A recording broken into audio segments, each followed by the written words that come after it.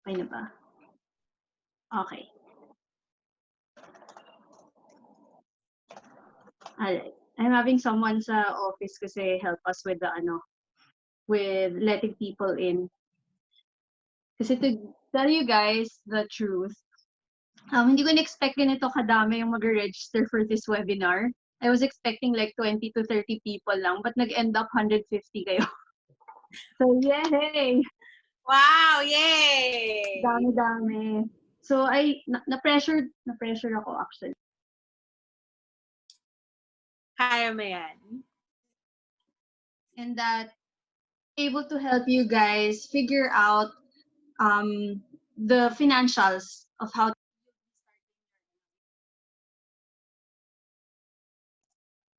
this is not just for yung business or for a cosmetics business.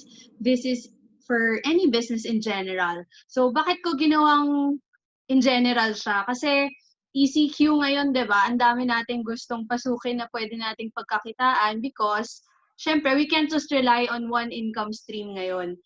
Not unless nagbebenta ka ng alcohol, tiba-tiba ka na. Or like si Mary Sabon. Oh, yan. Di ba? So, you guys do that.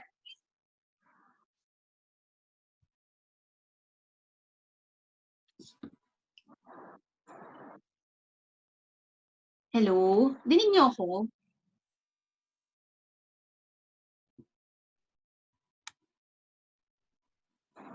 Yes, okay. All right. So, Mary, game ka na? Yes, I'm so game. Okay. So, actually, hindi alam ni Mary kung ano yung pag-uusapan natin ngayon. Hinijack ko lang. Sabi ko, join siya. Pero alam na niya lahat to. Yan. So, let's go lang with the slides for a bit. So, I'll introduce myself lang muna kasi I know that a lot of you have probably just seen my ad on Facebook or my post on Facebook. Sino ba ako? Bakit kayo maniniwala sa akin? I am Bernadette.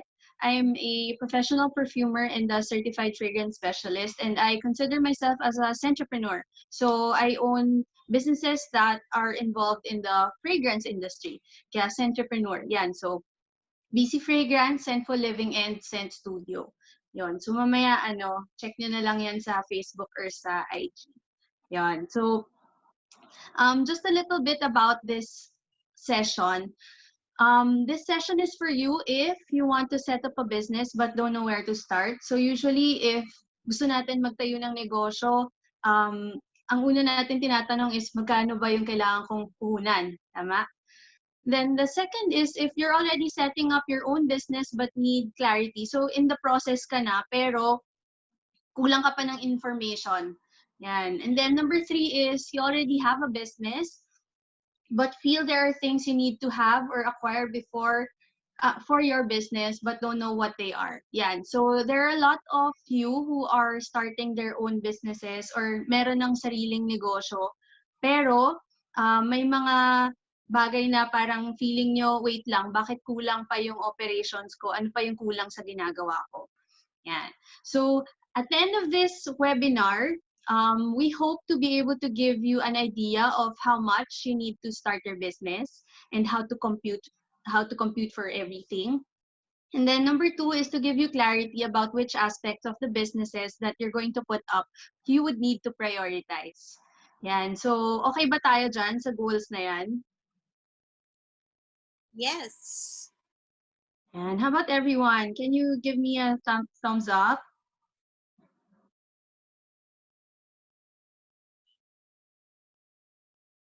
Yes, okay. Uy, si Sid, nandito din si Sid. Hi, Sid. Suki sa mga webinars. Yan, sige. So, just to keep in mind, the points of discussion or the things that we'll be sharing today are based on our experiences sa pagtatayo namin ng negosyo. Okay, so please don't think na ibibigay namin sa inyo yung complete details on how to register for BIR, yung mga ganon, yung nitty-gritty. Kasi that depends on the business model that you'll be making for your business. So ito, based lang dun sa mga experience namin na general. Okay? Tapos, the list that I will be sharing with you today is generalized, yun nga, kasi I want to cater to all of the other participants here that are not going to put up a perfume business. So, nakita ko kasi binasa ko isa-isa yung mga registration form ninyo. Meron dun kasing mga nag-register, service-based yung mga gusto nila gawin na negosyo. Meron din naman consultancy. So, it's not very specific to perfume business lang. Yan. So, para at least meron din kayong mapulot na lessons. Meron pa nga dito pest control, di ba? Which is very, appropriate ngayon. Not really because of pest control, but for disinfecting. Tapos meron din dito nag-sign up construction business naman yung gusto niya. Yan. So iba-iba yung mga pinanggagalingan natin and we want to cater to everybody's needs, kumbaga. Yan. Okay. So let's start. Yan. To get the most of this session, take notes if you want. If you can, if you have a notebook with you. If wala pa, I'll give you 1 minute to get a notebook and pen. And then, of course, use the chat feature if you have questions. Tapos, we'll also have a cumulative Q&A. So, kunyari, meron kayong questions na naisip, tapos na yung topic na yon, you can save that for later para mabilis tayo mag-go through the slides. Kasi we only have an hour and a half yan, with you guys. So we'll try to be comprehensive and as thorough as possible. Yan. So ano ba yung pag-uusapan natin today? Investing in your startup business. Yan. So what is your business model? Number 2 is your business costs. Tapos product development and R&D. And then product cost tsaka sales costs. Yan. Okay. So let's start with your business model. Bakit ako dito nagsisimula? Do you guys know what a business model is? Or kung meron na kayong negosyo, can you tell me what your business model is? Yan, kung anong type ng business ang meron ka. Mary, ikaw, ano yung iyo? I'm in the business of beauty. So, Yes. I like saying na I focus on the beauty part of it. Tapos ikaw yung manufacturer kasi, di ba? You make your own. I make my own. Yan. Yan. Sige.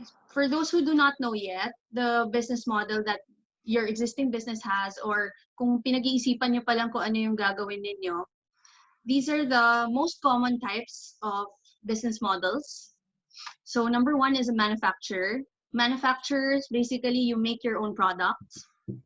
Distributor or trader is you buy finished products from someone else, from the manufacturer, and then you sell it. Okay? Ang retailer naman, ganun din, they buy from a distributor at a smaller quantity. Yan. Franchise, of course, you know what franchises are.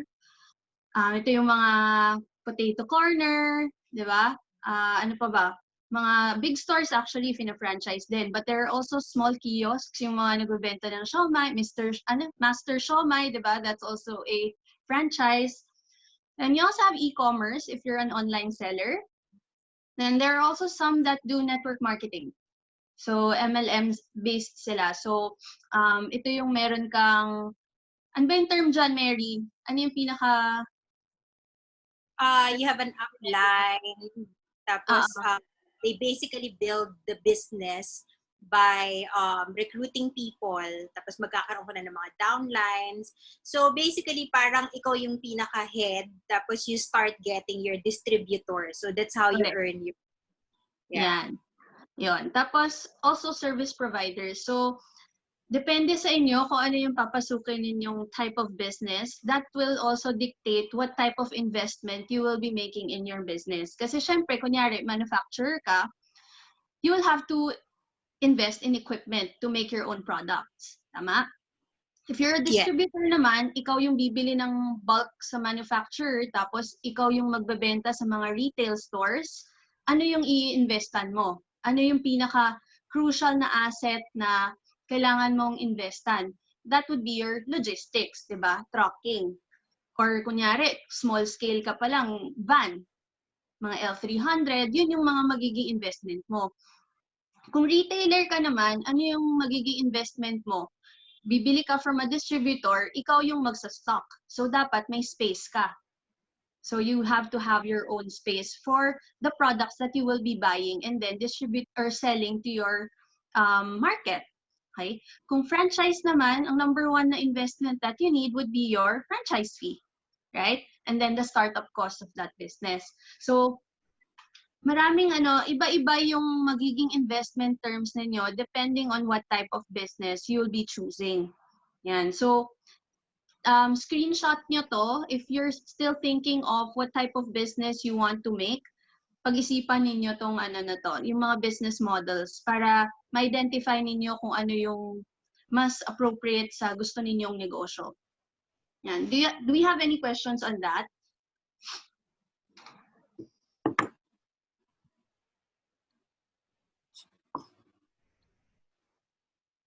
Yan, parang wala pa naman.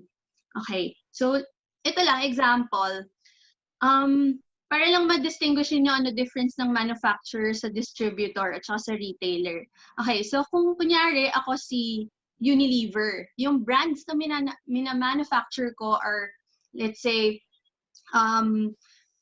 Dove, Surf, ano pa ba yung brands ng Unilever? Knorr, di ba? So, kung ako nag-manufacture ng ganun kadaming product, kailangan ko ng tao that would distribute it for me para mabenta ko siya sa mas maraming market.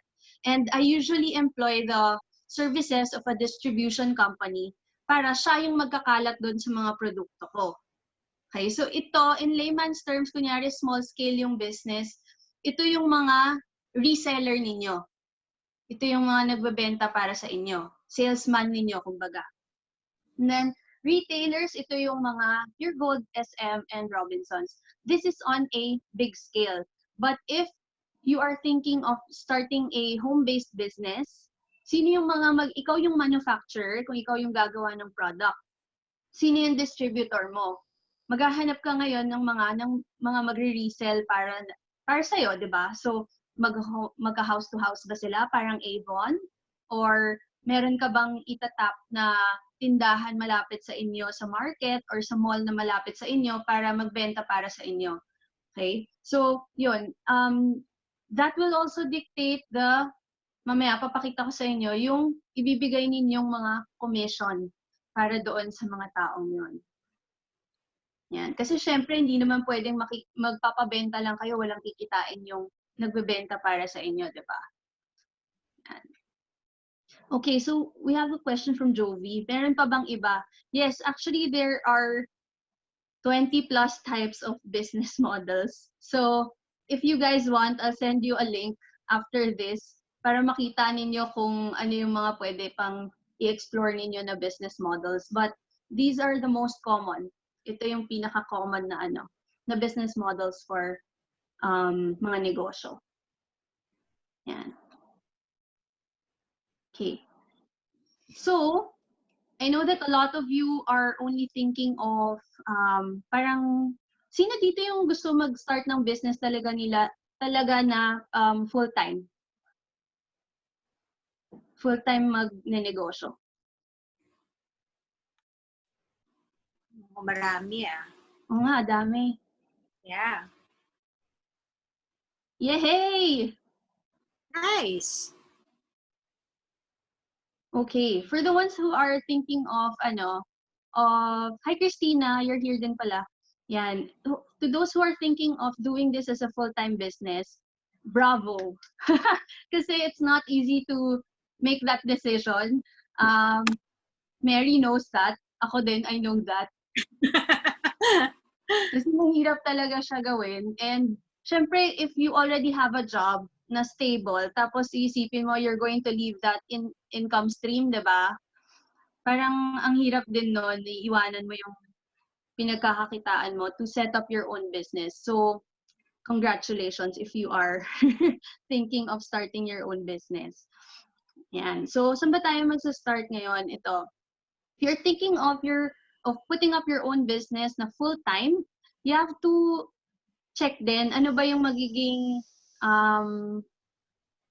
parang setup mo ilang oras ba sa isang araw or sa isang linggo yung kaya mong i-dedicate for your business, because that will eventually dictate what type of business you're going to run or kung ano yung pinaka-efficient for you to do. Okay? So kaya dito sa slide ko, nakalagay sourcing. Are you going to make your product or have someone do it for you? Meaning, magba-buy and sell ka na lang ba? Okay, so si Mary kasi, she got into the soap making business and the fragrance business na full-time, di ba? You came from Yeah. the States. I gave up the corp life and decided to do this full-time. Oh, yun. So, you had time, di ba? You had time to make your own products, develop them, research, learn, di ba? Pero if you have a job that you're going back to, tapos naiisip nyo lang magtayo ng business ngayon because ECQ, wala tayong masyadong pinagkakaabalahan, you have to check din, reality check din talaga na where am I going to be more stable? Diba? Kasi times are hard. That's a reality. And you have to figure out first ano yung convenient for you and your family. And ano yung possible na magagawa ninyo for the short term. Okay? For the short term muna tayo. Yan. So, kung gusto ninyo kumita na mas mabilis, di ba, may returns agad kayo, it might be better that you find someone who already makes products and then you resell it. Yeah. Yun yung easiest. Yun yung easiest. So there are two ways to do that. Number one is that you ask the supplier or the manufacturer to sell to you with their brand. Meaning, carry ninyo yung brand niya as a distributor. Or number two, pwede din private label. Pag sinabi natin private label, papagawa kayo sa kanila ng produkto, pero brand ninyo yung ilalagay doon sa product. So, yan na, two kinds. One is to become a distributor. The other one is to do private label. Yan. So, pareho yan. Usually, may minimum order. Okay, na quantities. Tapos, pareho din yon na, syempre, kailangan ninyo investan din ng pera. So, how do you compute that? You first determine what types of products you're going to select. Kunyari, from the manufacturer. Let's say si Mary yung manufacturer. She sells 20 kinds of soaps. Which among those soaps will you be carrying? How many pieces yung minimum quantity niya?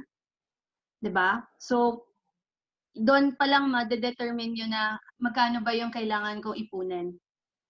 And that would be part of your starting capital already. Okay? So, may questions ba on that?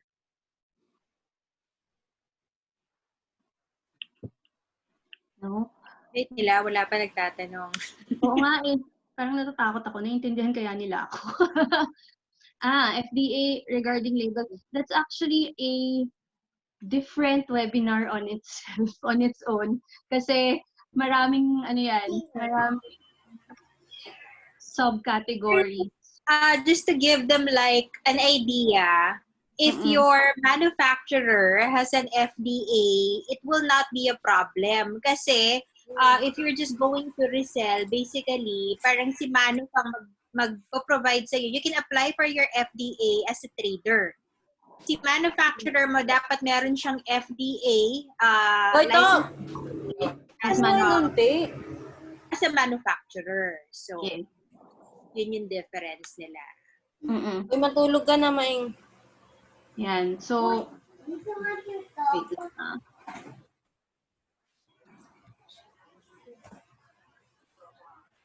Okay. Yan. Okay. So, to add to that, pag FDA yung concern nyo kasi, number one that you have to check is, kung kunyari bibili kayo ng product na, there are two kinds kasi, as a distributor and as a trader. So, magkaiba din yon. So, kung trader kayo, you can have your own brand. If you are a distributor, you are mainly carrying the manufacturer's brand. Yon. So, magkaiba din yon. Magkaibang lisensya din siya. Yan. In terms of labeling naman, there are guidelines. Nakapublish naman sa website ng FDA. So, you can check the website of FDA for that. May ano kasi siya, iba-iba yung regulations nila for different products. So, syempre, kunyari, yung container mo, lip tint. Sobrang, di ba? Merong allowable ingredients lang na list na pwede ninyo ilagay doon compared to products that have bigger. Yeah, I'm trying to figure out how to do it. Yan. Okay. Done. Alright. Okay. We are allowed po ba to create our own products kahit hindi pa approved ng FDA? Kung start small pa lang or small scale pa lang. Actually, if you are just starting, pwede naman. Hindi naman kailangan na from the start, FDA agad kayo, especially if you're just doing this as a home-based business.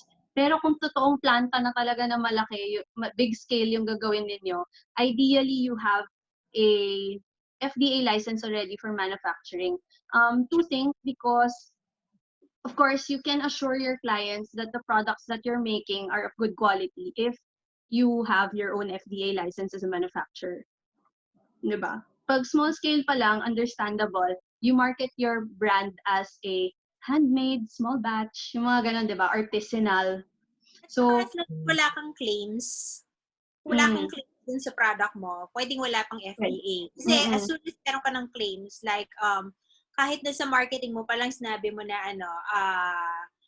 it can heal acne, or it can heal a certain skin condition, or it can do this. Claims na yon. So that would already need an FDA approval.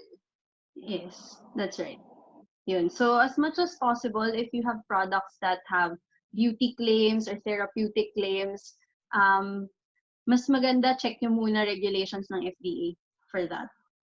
Yung mga whitening soap, mga kunyari, lalagay nyo, lightens in 7 days, yung mga ganyan. Dapat you do not put claims on your products or in your marketing material without having the proper papers to back it up. Yan. If you want to rebrand, you have to be a trader. Usually, pag rebranding, trader ka. Yun. Yan, sige. So, okay. So, the rest of the webinar will be focusing on manufacturing your own products. Okay lang ba yun? Is registration with FDA required if I start to make products for the body? Not really. If you're doing it small scale, okay lang na hindi. As long as they don't see you in the supermarkets. Pero kapag Christmas season, be wary because there are a lot of FDA people who go to bazaars. Yeah. Yan. Masyadong friendly to small scale business model for FDA sa Pilipinas. Pero with a lot of SMEs emerging, I think there might be some changes to the way they do things. Sana. We've been pushing that since 2015. Awa ng Diyos, wala pa rin nangyayari. Diba? I'm a member of the CCIP, so Cosmetics Chamber Industries of the Philippines. Yan. So since 2015, kausap na namin si Bam Aquino, sila Senator Angara, Walay. Although ano na ngayon, like when they inspect the premises, tas nakita nila small scale ka, parang yung mga tao kasi nila ngayon mas bata na eh. So they understand the restrictions of putting up a business. Hindi na yung katulad dati ng mga FDA personnel na ang alam nilang mga type ng mga manufacturing businesses are the factories. Yun yung change in perspective ngayon. Kasi understood na ng mga bagong tao ng FDA na there are a lot of people who want to do business the right way, pero they can't afford to build a manufacturing plant. So, ano na sila, mas understanding, kumbaga, pero they're still very strict in terms of the requirements. Kahit na backyard production. Oo. Kahit backyard yan, kailangan separate yung area mo for manufacturing. You need a clean room. Correct. Saka separate yung mga receiving area mo, separate storage mo. Yan. flow pa rin. You will still follow the flow that they prescribe. Mm-mm. So, yeah. GNP, yan. Hanapin niyo yon kung gusto niyo mag-manufacture ng um, personal care products. GMP. Ito, I'll type it here. Good manufacturing Kahit practices. na maliit lang yung space mo, as long as you follow the protocol, kung ano dapat yung flow ng production mo, okay lang na kanila yon. Kaya nga ngayon nauuso yung mga trailers. Correct. Kasi parang if you can't afford to construct a manufacturing site pa, pero you want like a separate place where you will manufacture your product, you can actually buy a trailer and convert that into your manufacturing site. Correct. Tama yun. Yan. So what if online lang po yung medium of selling? Actually, sa akin mas okay kapag online seller ka, tapos may FDA ka. Kasi you already have credibility Yes. with the products that you're selling. Plus, if you get inquiries for shipping to a different country, kung may FDA, wala kang problema. Tama yun. You won't have a hard time selling to, lalo na Asian countries. If you have your FDA dito locally, ang market ng Pilipinas is just 100 million compared to Thailand, compared to Vietnam, compared to Indonesia. Those are bigger countries that you can tap if you have an FDA. So, if you are planning to really invest in the business that you want to put up, anuhin nyo din, i-focus nyo din yung FDA ninyo. Kasi there's a bigger market than the Philippines. Minsan kasi, constricted to where we are. Pwede kayo magbenta through Amazon. Yes. Actually, the Filipino communities are becoming very supportive of mga SMEs sa atin. Na I get people contacting me kasi they want to bring the products to California, they want to bring the products to Canada. So kapag kami FDA, walang problema in terms of mahaharang yung product ninyo pagdating sa other side ng port. Correct. Tama yun. Sana pala I invited also one of my clients before. Kasi siya now she has resellers in the UK, in Australia. Basta ang dami na, even in the Middle East. Close the door, ma'am.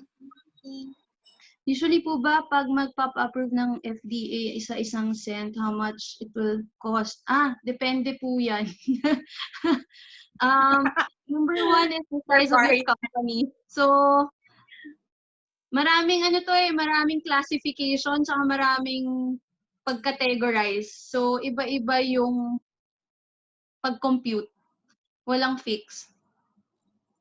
Yan. So, how hard is it to get FDA approval? Madali siya if you're complete with documentation. Mahirap siya kapag you're starting pa lang. Yes. Kasi there are a lot of things that you have to Sige nga, gagawa na nga ako ng webinar on FDA.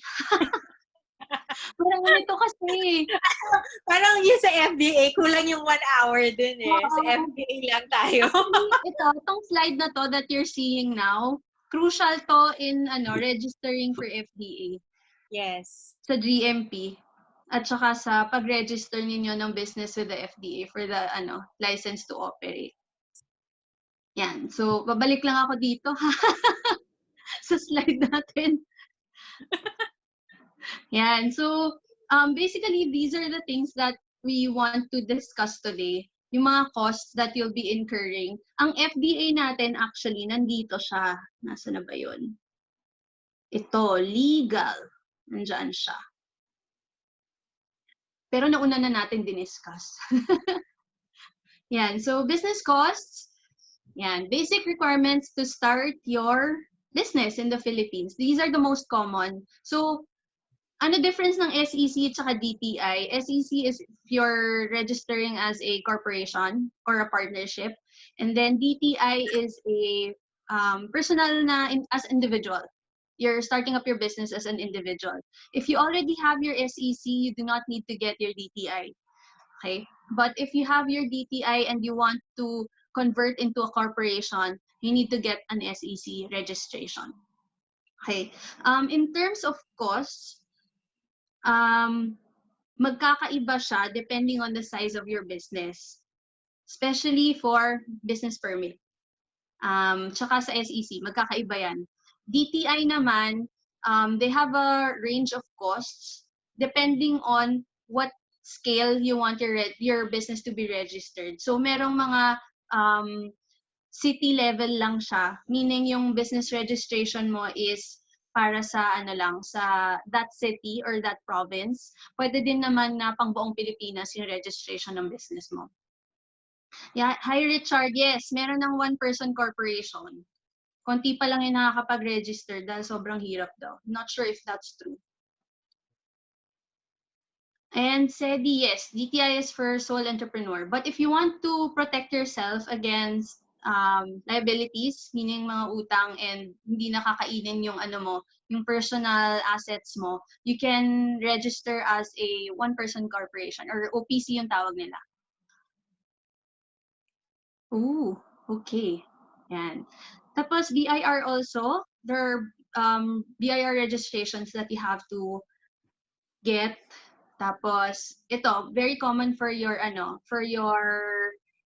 what do you call this, employees. SSS, PhilHealth, Pag-ibig. Yan. Mandatory yan, ha? Pag mag-e-employ kayo, make sure that you give them their, what is due to them na mga SSS and PhilHealth. Yan. So, lahat yan may costs. Depende sa size ng business, doon mag-iiba-iba yung costs ninyo. So, paano nyo ba ma-determine ano yung size ng business ninyo? Yes, barangay clearance. Oo nga, tama. Thanks, Richard, for mentioning that. So, wala dito sa slide is barangay clearance. There are also some businesses that are required to get a health permit with the DOH or your sanitary permit. Yan. Okay. Sanitary permit, ano pa ba yung ibang permit? Depending on sa DENR. Ano yun? Sorry? Sa DENR. DENR kasi ang majority ng talagang kailangan ng DENR is the manufacturing. Yeah. Kapag trader ka, hindi na. Yeah, fire protection. Bureau of Fire, barangay clearance, tapos yun, sanitary permit. Kasi nakukuha yan sa City Hall when you apply for the mayor's permit. Yes, correct. Sila na yung magsasabi what you need. Tsaka depende ata on the city, di ba? On kung ano yung kailangan mo unahin. Yes. Merong iba na kailangan mauna si barangay clearance. Merong iba kailangan mauna si mayor's permit. So check nyo sa city ninyo how or what the process is specifically. And then you register your business in the city, you have your parang address. Yun, para hindi kayo mahirapan. Meron kasi akong mga kilala na mura ang tax sa Caloocan. Doon ako magre-register ng business. Ako, that's what I did. Caloocan kasi is industrial zone eh. Okay. So for manufacturing, it's very friendly. Oo. Pero if you're based in QC, doon mo i-register sa Caloocan, maghahanap ka ng lugar pa in Caloocan to put your business in. Long run, magiging hassle yun for you guys. So, might as well register nyo na lang where you are. No, kung nasan yung infrastructure nyo, dapat kayo mag-register. Hindi yung plant nyo is nasa QC, tapos nag-register kayo ng business in Caloocan. Correct. Jovi, tama. Puro yan talaga. Gastos talaga. You call those investments. Yeah. Sa simula, minsan hindi mo mararamdaman halos eh. Kasi nga parang lahat puro palabas. Oo, palabas. Ito yung question niya, ano bang mga businesses most appropriate sa bahay lang? Usually reselling. Yan talaga. That you can do online. Yan yung pinaka-easiest. If you find products that you like. Yeah. Reselling. Tapos, you know how to sell it properly because you've used it, you know that it's effective. Yun. Number one talaga before you sell something, make sure that you've tried it. and that you believe in that product. Kasi mahirap magbenta in something that you don't like and that you don't believe in. Yan. So, ito, before registering your business, you have to identify the value for your business or your capital. So, pag sinabi nating capital, magkano ba yung capital na kailangan mo? When you say capital in business, it's the money that you invest to generate more money, generate wealth, kumbaga. Something that would add value to your business. So, usually this is cash, your assets, your equipment, your machineries, tsaka properties. So, kunyari, bahay ninyo, gagamitin ninyo as a manufacturing site, yung isang lugar niya, yeah, you can consider that as your asset. Your tables, your mixing materials, your mixers, yun. Equipment yan, you can use those as your assets, di ba? So, part yan ng capital ninyo. Okay? Capital does not include raw materials, meaning kung nagma-manufacture kayo ng produkto ninyo, yung mga bibilihin ninyo ng mga materials to make products, that is not part of your capital, that is part of your product cost. Okay? So, ang hindi na quantify is your human capital, meaning kayo mismo at yung workers ninyo. You also have to consider yourselves as the biggest assets of your business. Kasi kung wala kayo, hindi aandar yan. Tama? Yan. Okay. So, part of the business cost that you compute, especially during the start of your business, is, number one, your branding and your design. Ay, hala, bakit lumiit? Yan. Okay. So, there are some people who hire designers. Doesn't matter if mahal sila or mura lang yung investment nila for the designer. But as long as you hire a designer for your branding, meaning logo ninyo, packaging design, design for your labels, that will become part of your assets already. Okay? Especially if ipa-trademark ninyo. Pag pina-trademark ninyo ang isang bagay or isang design ninyo, that becomes part of your asset already. Okay? So, as much as possible, if you feel like you have, yung brand ninyo is something new, something unique, logo ninyo is definitely unique to you also, ipa-trademark ninyo yan para at least no one can get that from you at saka sa inyo lang yun, kayo lang yung makakagamit. So, not a lot of people invest in trademarks, pero ako, suggestion ko, you do that. I-invest ninyo yung, yung sa akin, kasi yung sa Scent Studio, it only cost me around 4,500. And yes, it's very easy to do online. As in, pupunta lang kayo sa website ng IPO, Intellectual Property Office, tapos, you just file everything online. Pati pag-compute nila ng babayaran ninyo online na din. And then you can do it via GCash also. So it's very convenient to file for IPO, trademark application. Hindi nyo kailangan ng lawyer to do it. And the next one is administrative and accountancy. Why is this important? Because if you are going to do a legitimate business talaga, syempre, kailangan lahat recorded. So, may binili kayo, may nilabas kayong pera, kailangan cash flow ninyo, kita nyo din. So, yung iba, gumagawa sila ng Excel sheet nila, that's fine, that's free, diba? Pero meron ding iba that download or buy software to monitor all of their purchases, their manufacturing, and their expenses. So, if you buy a software like that, or an app, marami ng app ngayon that you can just download and then put it on your phone or your tablet, like mga Shopify, diba? May mga ganong app na ngayon that can help you manage your entire business and see the financial health of your business, diba? So, kung bibili kayo ng ganong software, that's part of your asset also. Okay? So, part din yan ng magiging cost ng pagtayo ninyo ng business ninyo. So, try to check online. Baka merong apps na free that you can use, especially if you're starting small pa lang. Yan. Shopify, I think, is free. if you only have one location. Yun. So, kapag naging 1 to 3 locations ata free siya. Pero kapag dadagdag ka na more than that, ano na siya, may bayad na. Okay? And then, the third one is your legal and insurance. So, legal, yun nga, FDA is part of the regulatory requirements that you have to fulfill if you are producing personal care products, medical devices, at saka household and hazardous substances. Also, if you are doing food supplements, so kailangan mo rin ng FDA for that. Food raw materials, food products, and of course, pharmaceuticals. So lahat yun, kailangan pasok nyo sa FDA. If you're going to sell to supermarkets, alam nyo yan, yung bigger distribution. But if you want to focus small, kunyari, gagawa lang kayo ng longganisa, bebenta nyo sa kapitbahay nyo.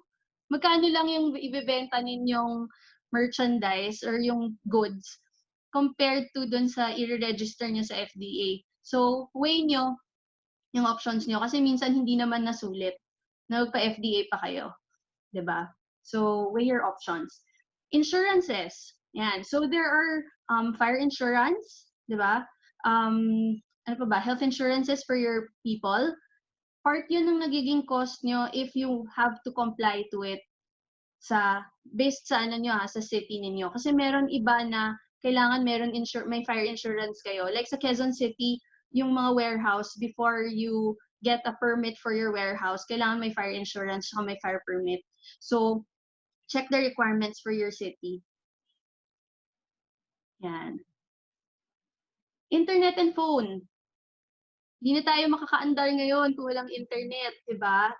And a lot of us sell online also. So, aside from doing the traditional brick and mortar na office or store, all of us have to have e-commerce already. And then, how do you set that up? Syempre, kailangan, number one, may internet ka. Diba? So, you have to have a reliable provider of internet. Minsan si PLDT, pag umuulan, nagiging choppy din. yung ano, diba? Bumabagal yung internet connection. Yan. Important yung internet sa atin ngayon because that's part of the response time ng business to the consumer or your customer. So, minsan kung mas mabilis ka mag-respond sa customer, syempre, iba yung impression ng tao, ng customer sa'yo, di ba? Sabihin niya, uy, may nakatutok. Baka may tao talaga siya to cater to our inquiries. Mas gusto kong makipag-transact sa mabilis mag-respond na supplier or na seller, di ba? Kasi kapag minsan 2 to 3 days wala pang sagot sa'yo, kakalimutan mo na yung nagbebenta na yon, di ba? You won't bother contacting them again. Yan. Any questions ba so far on these ones? Wala? Okay, may tip ako sa internet and phone. Na-discover ko lang to sa brother ko. So apparently, the mobile broadband na mga what do you call that? Yung mobile broadband na modem, alam ko may specific term for that pero yung parang maliit lang siya na pocket Wi-Fi. Ayun, tama, pocket Wi-Fi. Yan. Do not buy daw from the telecoms. You buy online na open line. Kasi apparently the pocket Wi-Fis, yung pagbato nila yung pag-receive ng internet is being controlled by the network provider. So, if you buy your pocket Wi-Fi from, let's say, Lazada na open line, and then you just buy a SIM card of, let's say, Smart, Globe, or Sun, stick it into that pocket Wi-Fi, mas mabilis daw yung nakukuha mo na internet speed. Yon. So baka makatulong sa inyo, especially the ones who have no access to mga fiber, 'di ba? Cable, DSL, yung mga ganyan. Yung mga pocket Wi-Fi, magiging crucial asset yan ng business niyo, especially if you do it in your home, tapos you don't want to share the connection with your household. Yan. So, yung mga pocket Wi-Fi na yan yung ginagamit namin for Send Studio in SM North. Yan. Also in Fisher Mall for my staff. Yun. Okay? Next one is premises. Yan. Premises meaning lugar. Where is your location? Richard, hi. Ganda ng hairdo mo daw, Mary. Actually, yun yung gusto ko nga pansinin kanina pa eh. Nagkulot talaga eh. Yan. So premises, when we say premises, will you be making improvements to your storage area? Kung bahay nyo yan, will you be dedicating a space in your home? Magkano yung gagastusin niyo to put up cabinets or to buy cabinetry? Kung papagawa nyo ba sa iba, bibilihin nyo na lang.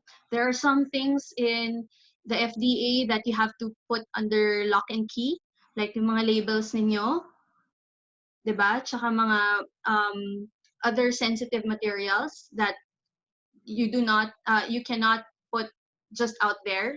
Kailangan naka-lock and key siya. So you have to invest in something that has a lock and key, which is usually, minsan yung iba, metal cabinets na may locks, basta may susi, di ba? So magkano din yon? Usually that runs from 10 to 15,000 for a small cabinet. So that's something that you have to compute also. If naman hindi nyo gusto mag-invest agad in that kind of setup, syempre kailangan isipin nyo pa rin, kunyari yung kusina mo ba yung gagamitin mo sa paggagawa ng product mo? Kailangan hihiwalay mo siya kasi syempre you're making your food in your kitchen. You have to allocate another space for your products and for your business. So will you be renting? 'Di ba? Will you be renting another place? That will be part of your improvements or part of the costs of your premises. Next one would be equipment. If you are manufacturing products, kailangan nyo mag-invest in mixers, diba? Kahit maliit lang yan na mixer, malaking mixer pa yan, it's still part of the equipment that you have to buy. So, ano pa ba yung usual equipment na kailangan ninyong bilihin if you're making personal care products? Yan, si Sir Richard, marami nito. Lab supplies. So kung meron sa inyo na kailangan ng mga beakers, graduated cylinders, paki-message lang si Richard. Marami siya niyan. Okay? So those are part of your assets as well because those are things that you use to produce your products. Okay? The last one would be utilities. Syempre ilaw, kuryente, 'di ba? Ano pa ba? Tubig. Water is very crucial. Do not get an area na walang water supply. Okay? So, kailangan may tubig in your space or tubig in your area parate. Especially if you are going to make products. Yan. So, basically, that's for the business costs. May questions ba kayo on this?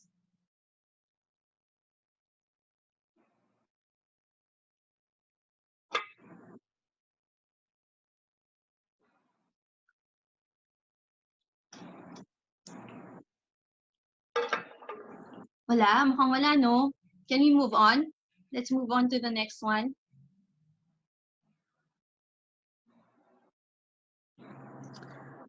Space requirements. Richard, next time natin to i-discuss kasi iba-iba eh. Mahabang discussion kapag FDA concerns. Yan. So let's move on to the R&D and product development costs. To. Yan. So training and professional development. Ano meaning natin kapag product development? Even if you are doing trading, if your business is in trading, meron ka pa ring R&D cost because number one, you will still have to buy samples from your supplier. Diba? So that will be part of your R&D. Number two, if you are learning how to do something, and then you sign up for a workshop, you sign up for courses online, those are part of your training costs, tsaka your professional development. So you should include that in the investment that you are going to make. Next one is consumables. Pag sinabi namin consumables, kunyari gumagawa ka ng soaps, and then you're trying to formulate a new soap.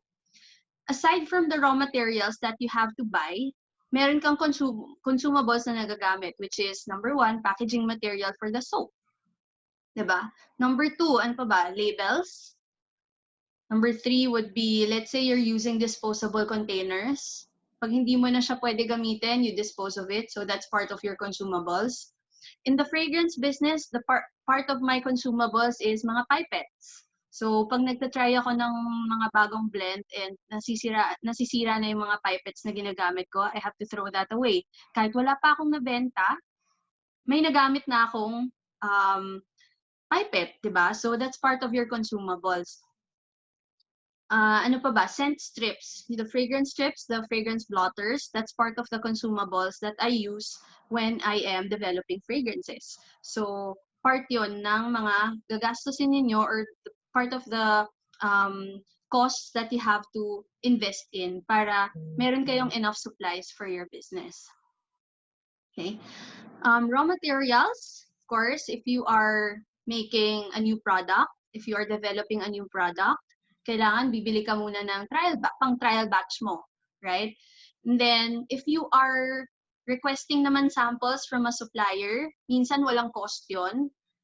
Yung product mismo walang cost, pero the cost of having it delivered to you might have a cost. So, kunyari, I requested a sample from my supplier in France. Papadala niya sa akin through FedEx. Pagdating ng package dito, I still have to pay taxes kay FedEx para ma-release yung product.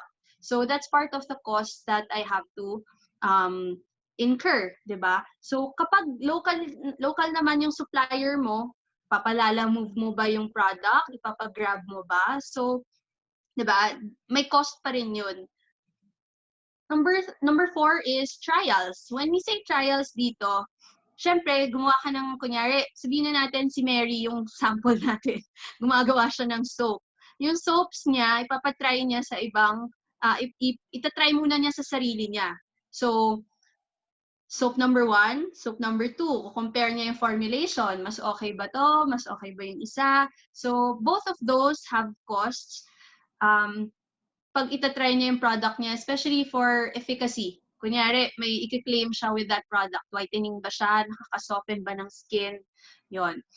Pag gusto ninyo naman na ipa-test yung product ninyo sa lab for a product trial or for a, let's say antibacterial properties, syempre, magbabayad din kayo doon sa third-party na testing laboratory. So, that will also incur costs. Especially doon sa mga nag-iisip na magbenta ng disinfectants, please make sure that you have your test results. Meaning, ipatest ninyo talaga yung product ninyo for the efficacy before you start making claims. Yan. Kasi mahirap na. I have a cousin who works at a lab now. Ang daming bumabagsak na products. Especially yung mga nagbebenta sa Facebook. Binibili nila from someone else. Syempre, maniniwala lang sila dun sa seller na yon, sabihin sa kanila, oh, this is 95%. And then they will dilute it into 70% based lang on calculations. Hindi nila chinek yung actual purity ng product na binili nila. Yun pala, yung binili nila na product is already 60% na lang. Hindi na siya 95%. Yun. So, syempre, pag dinilute mo pa yung 60% into another 60%, 45% na lang siya, di ba? So, alam niyo yun, yung efficacy niya will be in danger. So, yan, as much as possible, if you are producing antibacterial agents, tsaka mga disinfectants, make sure that you have it tested for efficacy para lang sure kayo. Kasi mahirap na pag na-complain eh. Tsaka mahirap na if yung customer niyo mismo yung nagpa-test sa isang laboratory and mahuli kayo na ganun na nga lang yung efficacy ng product niyo. So, yan. Rika is asking, do you have a suggestion where we can contact lab testing? You can look up online actually third-party testing laboratories. Yan. And then just look for one that is near your area. Yan. May mga certification naman yung mga yan. Tapos sabi rin ni Sir Richard, you need to prepare your own MSDS. Yes, you do. Yan. Especially if you are not reselling lang, if you're repackaging and diluting the product. Okay. Product testing, ito yung product ninyo, gumawa na kayo ng isang batch, nagpadala kayo sa mga pamilya ninyo and kaibigan ninyo. Syempre, that has cost as well. So, aside from the cost of the product itself, meron din yung pagpapadala doon sa pamilya ninyo and sa friends ninyo, di ba? So, usually, your samples, if okay siya, it would have a return. Kaya natin siya tinatawag na investment, di ba? Investment samples. Yun. Kasi, if nagustuhan nila yung produkto, usually, it would have a return. If you are producing fragrances, it's very crucial that you do sampling. You do sampling. Tsaka, hindi lang yung sampling na pinapadala ninyo sa customer for them to try on their own. It's very crucial that people find a physical store na matatry nila yung product, na may experience nila yung brand ninyo and yung product itself. Yun. So that's something that you would have to invest in also. Product testing, isang sample na nakikita ko parate is, alam niyo yung mga Coca-Cola products?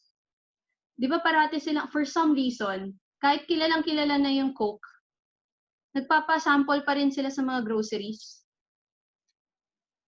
Di ba? So, that's still part of their, R&D and their product development cost. Kasi minsan, tinitingnan nila ano reaction ng mga tao sa product na binibenta nila. Minsan, they have new variants, right?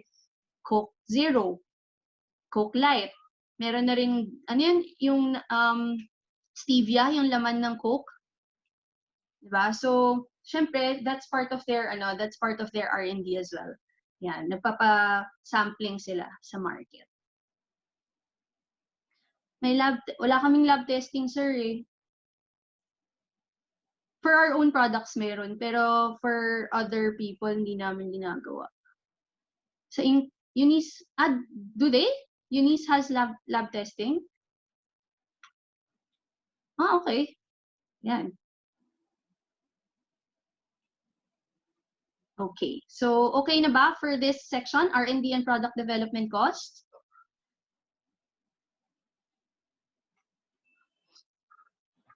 Yes. Okay. How are we doing so far? Okay ba? Naiintindihan nyo ba? Sana nililista nyo ha. Pero if you guys don't list it down, if you weren't able to list down all of the materials, I have a worksheet for you guys. Sisend ko yung link later para magamit ninyo. Okay? Okay, sige. So let's move on to product costs. Ito na yung mismong gagawa na kayo ng produkto ninyo. First batch ng product ninyo. So, kunyari, gagawa tayo ng soaps ni Mary. Ikaw talaga yung sample ko. Yan. So, you have to compute first how much products you want to sell. Okay, very crucial that you have already a target sales figure para alam nyo din kung gaano kadami yung materials na kailangan ninyo bilhin. Sometimes the factor that dictates this is minsan yung minimum order for the raw materials. So kunyari, sabihin ng supplier ng oil, sabihin niya, 5 kilos yung kailangan minimum order. So sometimes doon tayo magre-revolve around, right? The 5 liters of, let's say, coconut oil that I'll be using for my soaps, gaano kadaming sabon na ba yung magagawa ko with that? And let's say, pag ganun, Mary, pag 5 liters of coconut oil, how many bars of soap can you make with that? Uy, nakamute ka ha?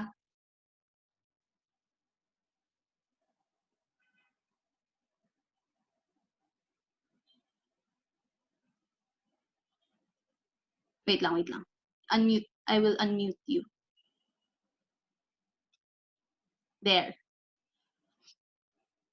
Unmute myself. Yeah, sorry kasi umiyak yan ako kanina, kaya nag-mute ako eh. The Mama Life. But with 5 liters of virgin coconut oil kasi, parang it depends din naman like how big you want your bars to be. Pero like ako, technically with 1 liter, I can produce mga 12 to 14 bars. Pero kasi my soap bars are small so that they can become an affordable luxury.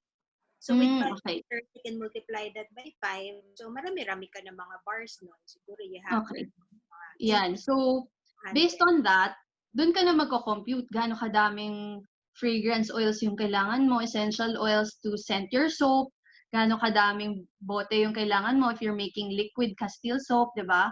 Or liquid hand soaps, labels mo. That will determine your starting point already for your first batch. So, yun, dun kayo mag-focus kung ano yung pinaka raw material na meron kayong minimum order na kailangan i-fulfill. Yun yung magdidictate kung gaano kadami yung unang batch ninyo. Okay? Okay ba yun? Gets niyo ba yun? Tapos yung consistency, that's important ha. Kasi baka mamaya magpalit-palit kayo ng ginagamit yung brand name or ng supplier. So, that will affect your end product. Kasi minsan sasabihin niya, uy, mas mura tong isang brand or itong isang supplier. Kaya lang, pagka nagpalit ka, yung sumunod na batch na mapoproduce mo will already turn out differently. So, maapektuhan na agad yung product mo nun kasi baka magtaka yung mga clients mo kung bakit iba na yung napoproduce mo na product. Unlike yung initial na mas maganda. Kasi syempre, minsan sa simula, you will not sacrifice the quality of your product by getting quality raw materials. So, you have to really think, kaya ko bang gawin na mas mataas yung cost ko pero mataas ko rin siyang mabebenta. So, talagang magde-decide ka na. Kasi minsan isipin mo, hindi mo na nalagay sa costing mo na kailangan kumita ka by paying yourself. So, nung nakikita mo na, uy, hindi ako kumikita. So, maghahanap ka ng cheaper suppliers. Kaya lang, in changing your materials, mababago yung end product mo. Correct. That's very true, especially if you are making scented products. Huwag kayo mabilis mag-switch ng suppliers kasi people are very sensitive to their sense of smell, lalo na kapag particular sila sa scent. Okay? Kahit konting change lang doon sa amoy, even if it is kunyari, sabihin na natin na essential oil. Ang essential oils kasi there are variations, especially doon sa character ng smell, depending on the harvest. So, minsan, amoy dry yung scent. Kunyari, let's say, lavender. Lavender is a very common fragrance or common essential oil that is being used in personal care products. But sometimes they have a bad harvest in France. Minsan it smells dry. Okay? Pag ganun yung scent, syempre, manonotice yun ng customer mo. Ano sasabihin mo sa kanila, 'di ba? Pag minsan kasi you can't predict naman kung ano yung lalabas from the plant eh. So, as much as possible, you get something that is stable in your product. So, usually kapag sensitive yung clients ninyo sa scent, minsan sinasuggest ko fragrance na lang yung ibigay kasi kapag fragrance, mas stable yung amoy, hindi nagpapalit. Not unless you change the supplier for that fragrance. Okay? So, kung ano yung lavender na binibenta ko will be different from the lavender of a different supplier. So, usually hindi siya pare-pareho. Even if you are using designer fragrances, so kunyari sabihin ko, meron akong Paris Hilton. Yung kabilang supplier, meron din siyang Paris Hilton. Even if we're selling the same name, it doesn't mean na pareho yung amoy. So, if you're already using one fragrance for that specific product, stick to that. Kung gusto ninyo magpalit, make sure that the fragrance is very, very close to the original that you're using. Yan. Okay ba yun? Si Richard sabi niya, you need a formulation sheet where you also compute your cost. Yeah, actually, part yan nung isa-send out ko later. Meron may costing sheet. Yan. So, are there any other questions for this? Okay. In your experience for pricing and thought process ba? I'll get to this later. Sa margins. We'll get back to this later. Uy, Pao, ikaw pala yan. Hi. Balikan kita later. Meron yan. Okay. Any questions pa ba on this slide? No more? Pao, bakit ka nandito? Di ba may pasok ka? Okay, we'll go to the sales costs. So sales cost meaning ito, advertising and marketing. So if you're doing Facebook ads, IG ads, di ba? Ngayon kasi there's no use advertising sa traditional media kasi everyone is online na, 'di ba? And wala namang masyadong bumabiyahe. So yung mga natin diyan sa kalsada, wala ring nakakakita. Okay? So how much are you going to spend to advertise your products or your brand? Usually sa Facebook, I think $1 can go a long way, 'di ba? 50 pesos can go a long way, especially if you're just targeting the impressions. Yon. So, part of the online marketing that you might want to consider is yung sa SEO, search engine optimization. Dati hindi ko siya pinapansin. Yun pala very crucial siya. Kasi search engine optimization will mean that you are the top search for your specific product category. So, kunyari, sinearch nila Perfumes Philippines. Diba? So, kapag tinype nila Perfumes Philippines, gusto mo ikaw yung unang lalabas. Or, kunyari, si Mary, gusto ko soaps. Ano ba yung mga lalagay natin? Artisanal soaps, Philippines. Gusto ko ako yung top search. Yon. How do I do that? Yon. You invest in search engine optimization. So, nagpapalit-palit daw yung yung parameters niya. Pero, yun nga, hindi ako expert on this. Nalaman ko lang siya sa brother ko kasi ako, technologically marunong. Yan. Yan yung hindi ako marunong talaga. So, sila lang nagsasabi sa akin yan. And true enough, when I did that for my workshops, doon ako lumalabas sa mga searches for workshops. Yan, doon ko lang siya na realize na oo, importante pala siya. Yon. So, yan. Kasi if you Isa hashtags para if you sa IG naman, hashtags. You look for the most relevant hashtags to your products. So, kunyari, I think meron sa inyo events business siya. So, kunyari, events business or party souvenir supplier yung gusto niya gawin. Tama ba? Tama. Okay. Party souvenirs. Yon. Kung yun yung gusto mo, syempre, ano ba yung mga relevant hashtags for that? So, events PH, events Philippines. Kapag artisanal soaps naman, like si Mary, Naturals PH, Essential Oils Philippines, di ba? So, look for the appropriate hashtags for your business or for your product, di ba? Kung ano yung sinashowcase mo for that post. Okay? Next one is shipping. So, very crucial ngayon ng logistics services. Shipping costs are higher than they ever were. Grabe ngayon. But the logistics companies are selling convenience. Diba? So, maraming tao before, pag bumibili sa amin, they would rather pay 65 pesos pero get it 2 days after. But nowadays, sige na, I'll pay 120 for Grab or Lalamove. Basta gusto ko lang na sa akin na siya in 30 minutes. Yan. So, usually, if you want to take advantage of the shipping or the logistics part, kailangan mag-offer kayo ng mga free shipping coupon. Pero syempre, yung costs nun, kailangan i-incorporate nyo sa product ninyo. So, kung kunyari, your soap is, let's say, a batch of soap or a bag of soap that you're going to sell is, sabihin na natin na 1,000 pesos. Kung yung cost nyo for that is just 300, tapos yung shipping is just 140 to your client, throw in the free shipping na para at least maganda din pakinggan to your customer, di ba? Na, oy, free shipping na to. Iba yung dating, di ba? Parang extra service for your customer. Ginagawa mo ba yan, Mary? Oo, yeah. Actually, since my product falls under essentials, kaya ko siyang ipa-deliver through my own career. Mm-mm. Kasi right now, parang, di ba, may mga nag-offer ng deliveries. Kaya lang, parang hindi ka pwedeng basta-basta pumasok sa ibang cities. Right.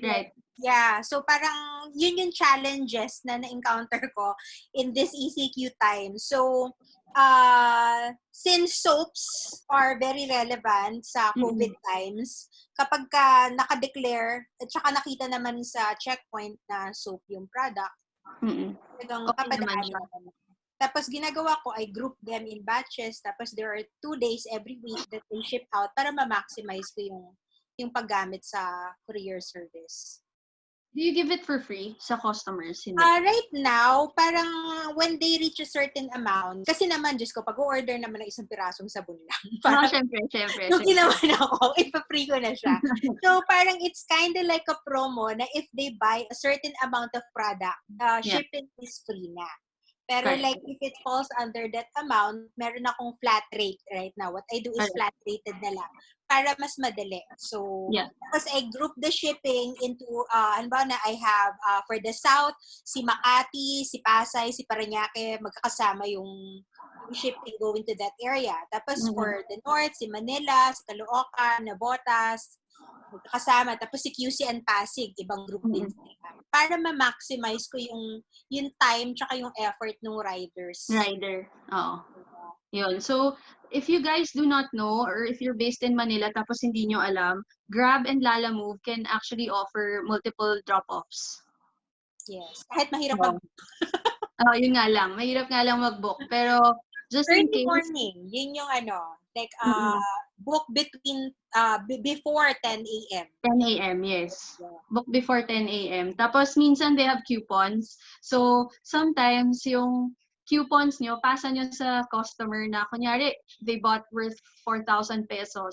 Sabi mo, sige, sagot ko na yung free shipping mo. Pero totoo, because you got a free coupon from Grab or from Lalamove. Huwag nyo na sabihin, pero, di ba? Marketing nyo na yun. That's how we do business. Oo. Good impression yan sa customer kasi, especially if you go the extra mile for them, di ba? Yan. Next, distributor margins. Ito na. Ito na, Pao. Yan. So, distributor margins, usually, if you are a manufacturing business, the standard would be 30 to 35% margins. Okay? Pero, if you are going to sell to a distributor, meaning manufacturer ka, tapos papasa mo sa distributor, usually yung distributor, they get a cut of 35 to 45%. So, depende yan sa arrangement ninyo with your distributor. Maraming consigners online na, let's say, like sila Beauty Manila. Beauty Manila charges 40%. Yes. Si Lazada, I think, is around 35%. Ewan ko lang kung nag-change. If you're exclusive with them, if you don't sell anywhere else sa online platform, pumapayag sila sa 35. Okay. Yan, that's limiting yourself. Correct.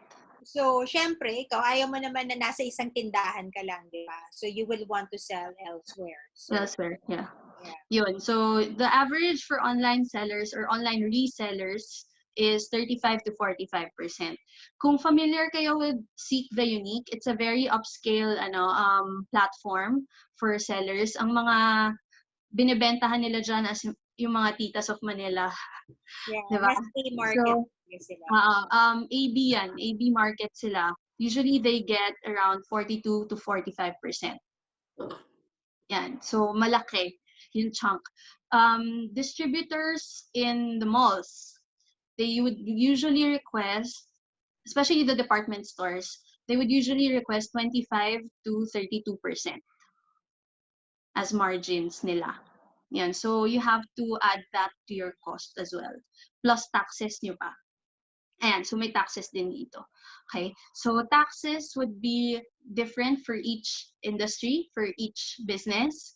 Merong iba na 30% yung binabayad na tax. Merong iba naman na income tax yung sinasabi ko ha. So, sometimes kasi it's good that you incorporate your income tax to your cost already para at least covered nyo na yun. VAT is also one, so 12%. Dapat patong nyo na din yan sa product cost ninyo. Para at least even when you're starting out mas maganda na ilagay nyo na yung VAT. Para kapag naging legitimate business na kayo, nag-register kayo ng business nyo and you have to pay VAT, incorporated na siya dun sa presyo ninyo and you don't have to explain to your customers na, oh, I have to do a price increase. Yes. Yan.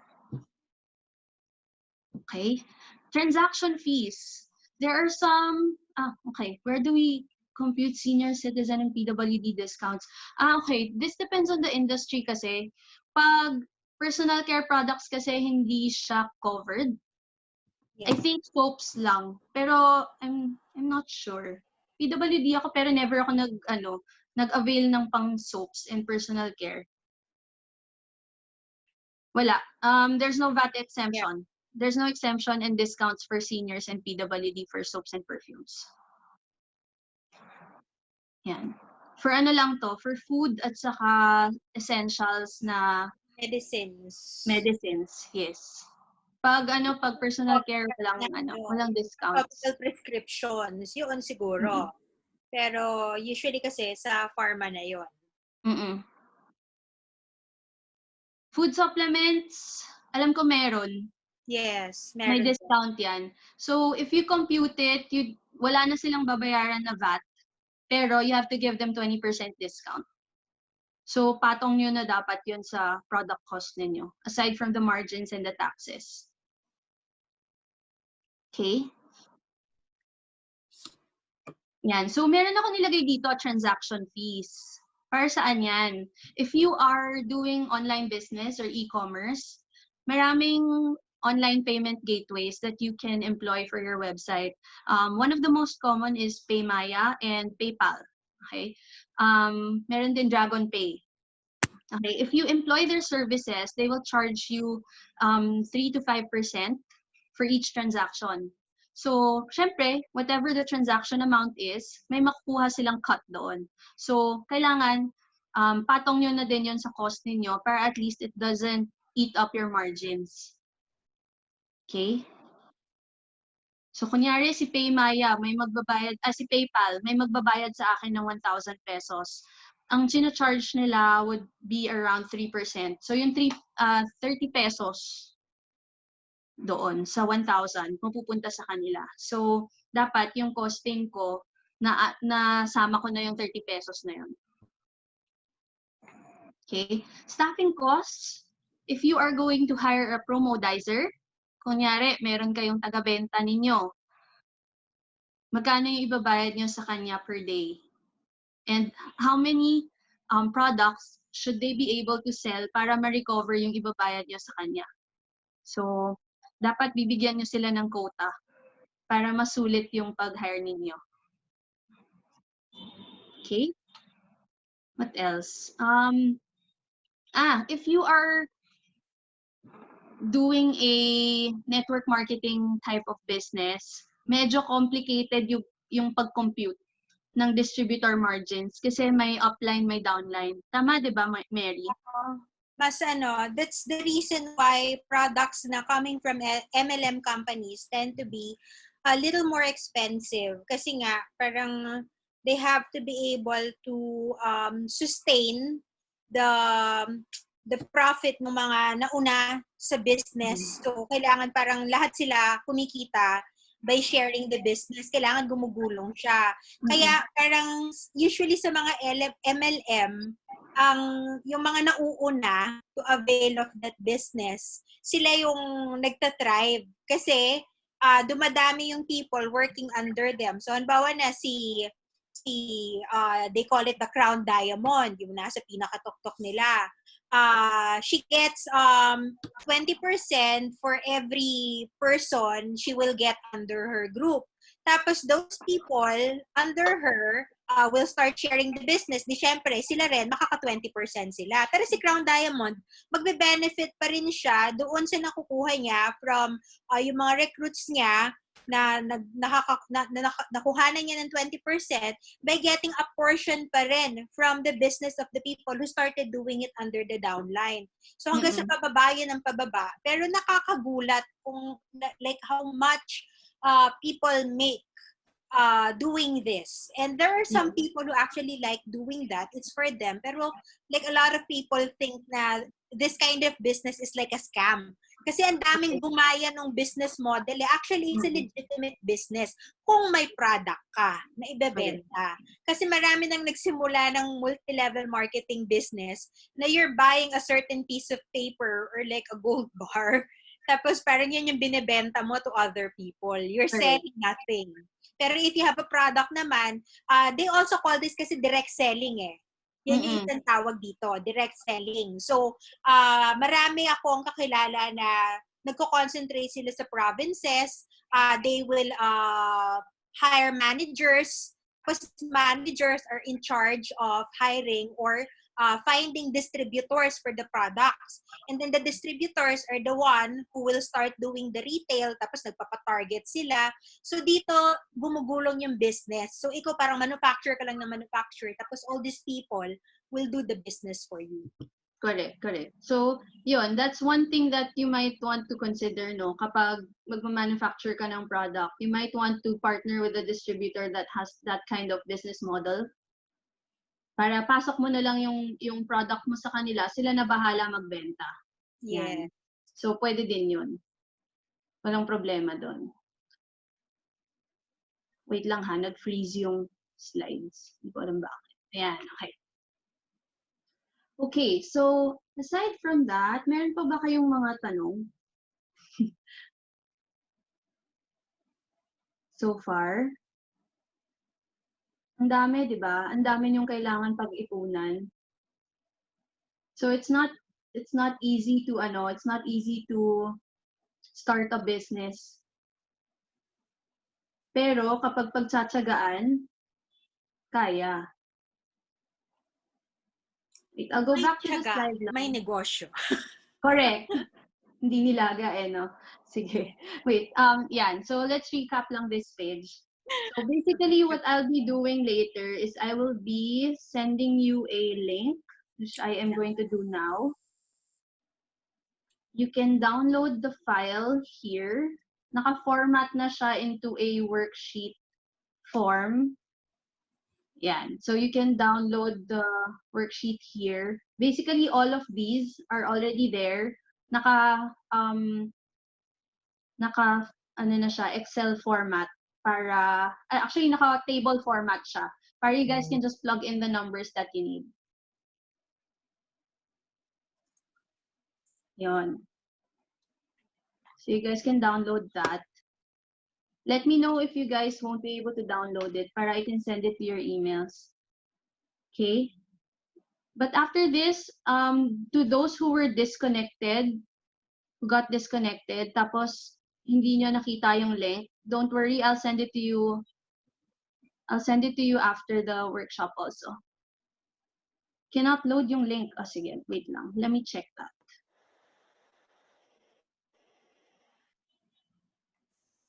Alright. Ayan, meron. Maglo-load lang siya. If you're using your phone, baka hindi nyo lang ma-download. Maybe use a laptop or a tablet. Kasi automatic siya, automatic magda-download yung file. And it will look like this. I'll show you guys para you have an idea already. Let me pull it up. Okay.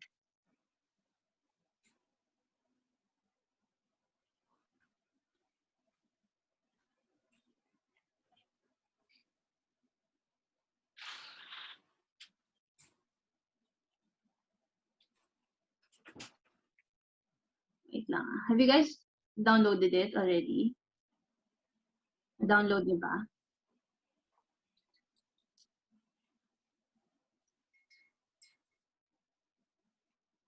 Downloading. Okay. Got it. All right. So to those who aren't able to download it,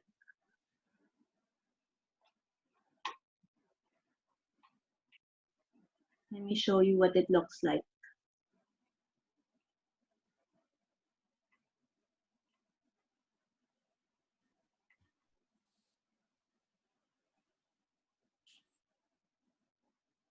Okay.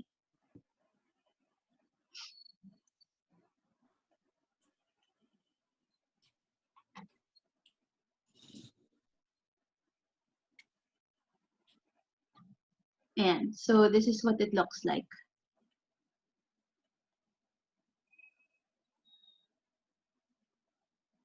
Ito. Yan. So nakaano na siya.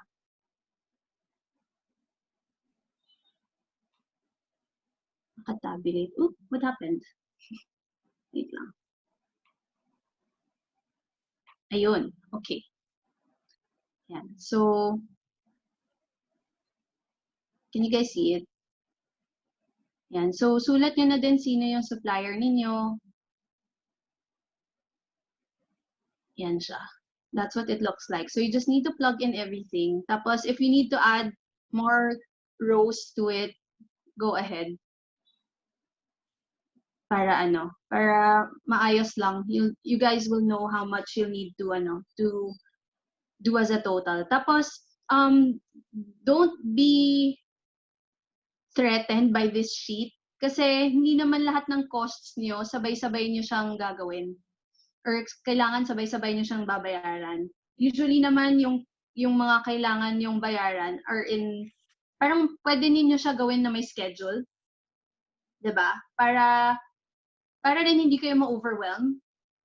Okay, so let's say you guys have you guys want to prioritize your R&D. Pwede yun yung unahin ninyo, right? Then after that, if makaipon na kayo ulit, you guys go with the registering your business, doing the IPO. Diba? So, hindi meaning nito na lahat to kailangan meron na kayo in one go. Kasi lahat naman yan hindi nyo magagawa all in one day. Yan. So, let me know na lang if you weren't able to get a copy of the file. Tapos we'll share it with you after. Okay? Okay, si Sedi has a question, I think. Where is it? Sedi, do you have a question?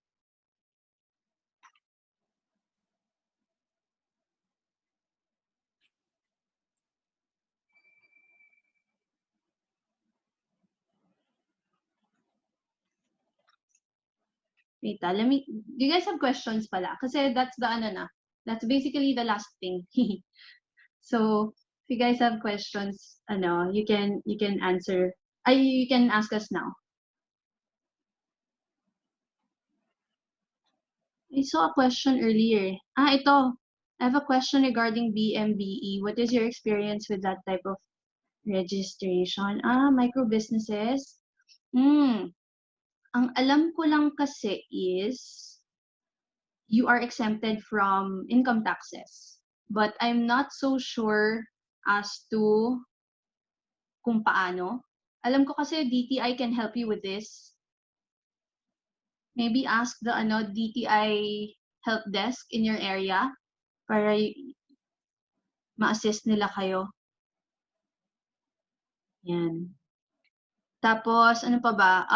Aside from the income tax, I think you're allowed para, below minimum wage yung workers. Tapos, aside from that, I think may iba pang benefits eh. I'm not sure. Alam ko you can ask for financial assistance also if you're part of the BMBE. Ano pa ba? Ayun, nawala pala si Mary. Nawalan siya ng power. Okay. All right. Other than that, do you guys have questions regarding the costs? I will be sending the worksheets via email also. Pati the recording of this session. Ano pa ba?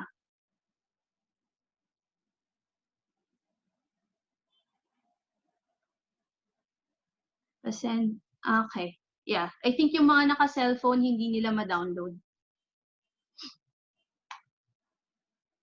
All right. Yeah, hey. So, are there any people here who joined us today who are interested in starting their own perfume business? Meron ba? Medyo marami. Okay. Oh, dami pala. Alright. Home fragrances, yeah.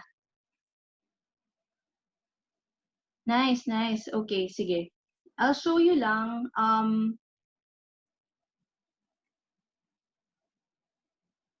I'll show you these slides just so you can get an idea. Existing, but medyo mahirap mag-compete. Aris, this is you pala. Hello. Yes, nowadays mahirap. Mostly because not a lot of people would want to wear perfumes now kasi hindi nila priority, especially because they don't leave their homes naman. Pero what you can do is that you have your materials that you can make hand sanitizers with. So, pwede nyo i-convert yung products ninyo from perfumes into hand sanitizers. Sir Richard, hi. Welcome back.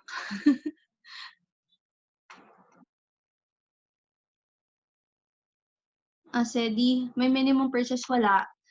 Wala. Walang minimum purchase.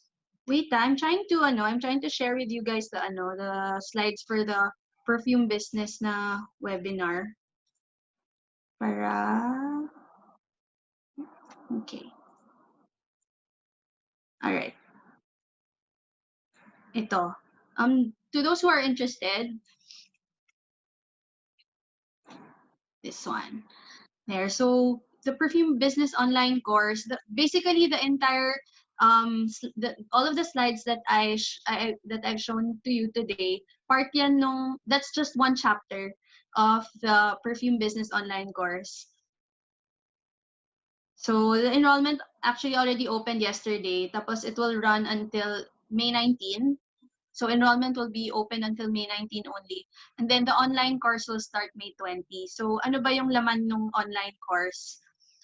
This one, learning the basic terms and formulations in perfumery, how to start your perfume business, including sourcing, the investments, proper handling and storage of materials, product development, documentation, and production practices, pati labeling guidelines. So that's all part of the online course. The online course is basically 2 weeks long. Tapos ito yung mga pag-uusapan. Basically, how to set up your business, knowing your customer, your branding, so your brand story, and then product development also, how to properly test your products, costing and price structures, then basic marketing, legal and logistics, kasama na dyan yung FDA compliance and safety assessments na the basic stuff that you'll need to comply with FDA if you want to register with the FDA or get a license to operate. And then last one would be how to launch your business. Yon. So part of this is 2 live webinars with me. Meron yan schedules. You can register through this link. Sige, I'll send the link. Oops. Let me look for the link. Pero yan, it's very comprehensive. Tsaka basically, it's a business plan creation na course that you can do at home online. I just need you to dedicate at least an hour of your time every day for the next 2 weeks when we start the course. Yan. So this is the course registration link. I sent it to the chat na. Yan. So it's 5/5. Tapos the enrollment starts at kahapon, nag-start na siya until May 19 only. Yan. Tapos because you are here in this webinar, you can avail of a 500 peso discount by using this discount code. There. Learn with BC. Yon. So, type in nyo yun dun sa discount code na area and then we'll give you 500 pesos off. How about if nasa ibang bansa? Pwede. You can take this course. I've had people from Australia take this course already. Nag-start kami ng May 7. Yan. So, you can do it naman online. Tapos the payment, you can also do PayPal. So, walang problema. Yan. That's just a preview. Basically, the slides that I've shown earlier, yan, part yan nung chapter 7. So there are 12, basically 12 chapters for the course. Yan. So, just put the discount code Learn with BC. Yan. Mary, ikaw, may workshops ka ba?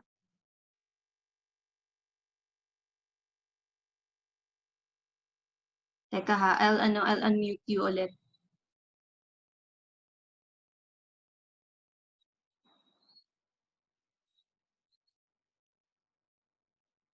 Yan.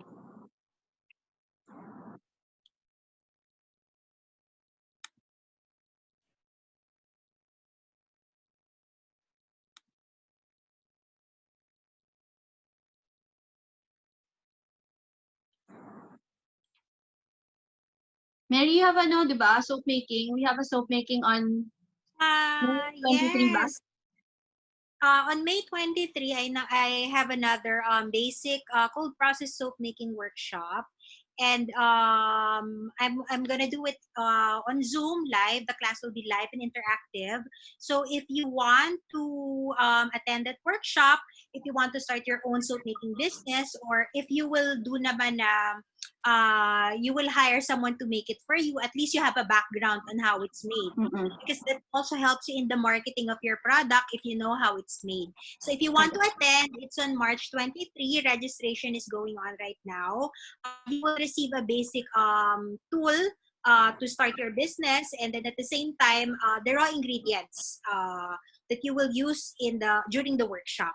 So I will type in na lang where you can find the link to the workshop, and you can ask me any questions.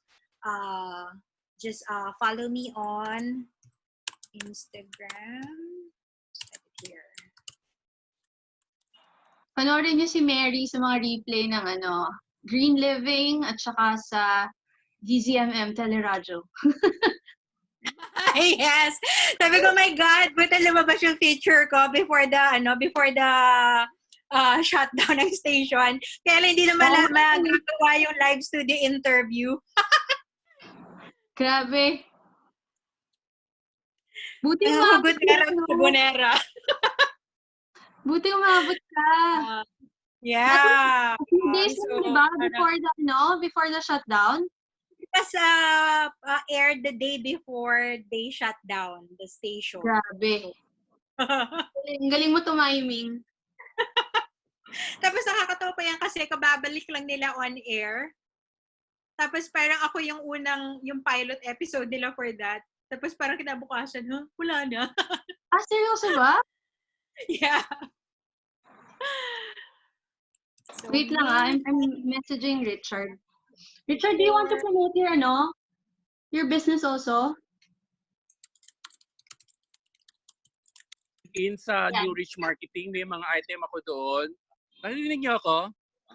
Yes. Yes, yun, yung mga item ko nandoon, o kaya just PM me. Yung mga medical supplies available naman. New Rich Marketing Solution Inc. Type it down On Facebook, di ba? That's on Yes, Facebook. ma'am. Yes, ma'am. Kung kailangan nyo ng mga PPE, meron din si Richard. Pero baka naubos na naman na. Dumating na ba? Meron naman yung mga surgical mask, KN95, yun. Meron ako. Okay, ayan. So aside from the lab supplies, mga graduated cylinders, beakers, stirrers, yan, lahat yan meron siya. Tsaka it's cheaper to get it from him than buying elsewhere online. Yes.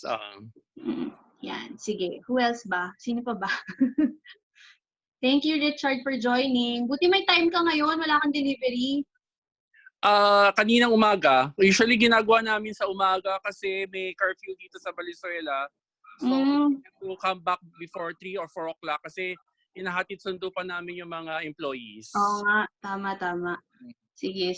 Thank you for joining us. Yeah, thank you. Sino pa ba? Ayan, just DM or message New Rich Solutions Marketing tsaka si Sopranos. Yan, si Mama Mary. Pag sinundan niyo si Mary, Huwag na kayong magulat sa mga makikita niyong post niya. Maraming hugot. The Hugot soap making sessions, di ba? Mm-mm. Yung mga soap making session na kailangan may wine.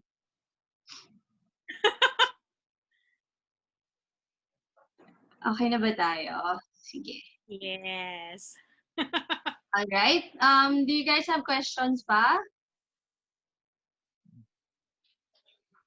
When is the next webinar, just in case? Wala pa. Isipin ko pa. Okay. Pero most likely pang FDA na. I'll invite you again. Sure. Ay, Richard, they can't find you daw on Facebook. What's the name on Facebook?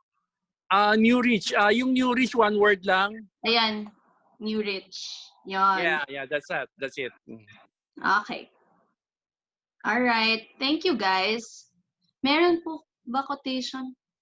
We have a price list on our website. Just visit bcfragrance.com for the prices. Yan. Okay, I hope to see you guys sa online course mismo kasi it's very in-depth tsaka mas detailed talaga. Yon. Tapos I hope to see you guys also again in Mary's class naman. Yeah. Soap Special making. guest lagi si Bernadette yan. Oh, parati akong ume-epal sa mga workshop mo eh. May kapalan kami sa workshop na isa't isa. Oo. Para may kausap tayo, di ba? Exactly. Ayan, sige. So, I hope you guys learned a lot. Kahit nakakalula to think of all of the things that you need to calculate and compute. Diba? So, thank you for spending the afternoon with us. Salamat. Thank you very much, Miss Lim. Thank you. Thank Bye. you. Bye. Bye.